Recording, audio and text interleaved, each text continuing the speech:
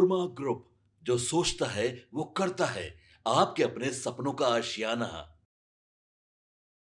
नमस्कार, मैं दीपक। भारत लाइव देख रहे हैं आप।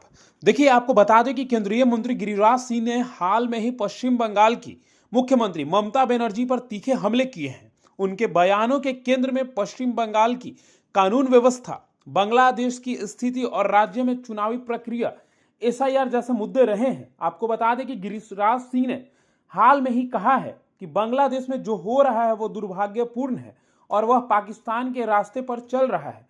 उन्होंने आरोप लगाया है कि ममता बनर्जी बंगाल को बांग्लादेश में बदलने की कोशिश कर रही हैं।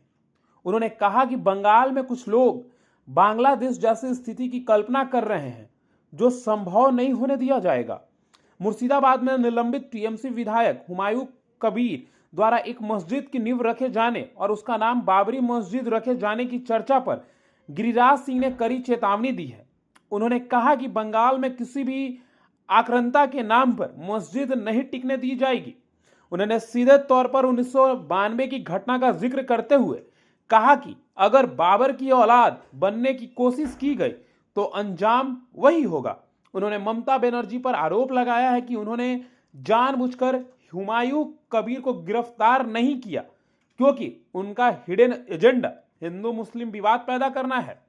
पश्चिम बंगाल में मतदाता सूची के विशेष गहन और संशोधन यानी कि एसआईआर को लेकर छिड़े विवाद पर भी उन्होंने ममता बनर्जी को घेरा है। गिरिराज सिंह के अनुसार ममता बनर्जी पारदर्शिता से डर रही हैं, क्योंकि वह रोहिंग्या और बांग्लादेशी घुसपैठियों को अपना वोट बैंक मानती हैं। उन्होंने स्पष्ट कहा कि बंगाल में एसआईआर भी होगा और भविष्य में आईएनआरसी और सीएए भी लागू होगा। बिहार में एनडीए के प्रदर्शन का जिक्र करते हुए उन्होंने कहा कि अगला बड़ा राजनीतिक युद्ध मैदान जो है वो पश्चिम बंगाल होना है। उन्होंने दावा किया है कि 2026 में बीजेपी बंगाल की सत्ता में आएगी और राज्य से घुसपैठियों को बाहर निकाला जाएगा। यानी कि कहीं ना कहीं गिरिराज सिंह ये कहना चाहते हैं, ममता बनर्जी को यह संदेश देना चाहते हैं कि आपने देखा है कि बिहार में क्या कुछ हुआ है, बिहार में किस प्रकार से एनडीए की प्रचंड बहुमत से जीत हुई है। गिरिराज सिंह के बयानों से यह साफ पता चलता है कि गिरिराज सिंह कहना चाहते हैं तैयार हो जाइए, क्योंकि हम तो तैयार हैं। और किस तरीके से एसआईआर को लेकर उन्होंने घिराव किया है और बंगाल को बांग्लादेश बनाने की जो आरोप है वो भी साफ तौर पर वो लगा रहे हैं। फिलहाल इस खबर में इतना ही। बने रहिए भारत लाइव के साथ। धन्यवाद। आपके सपनों को हमने सजाया है, ई होम्स पैनोरमा को हमने बनाया है। ई होम्स मेरा एक सपना था जिस पे मैं पिछले 4 साल से काम कर रहा था। हमने जो बनाया है वो सबने है माना। ई होम्स पैनोरमा में हो आपका भी आशियाना।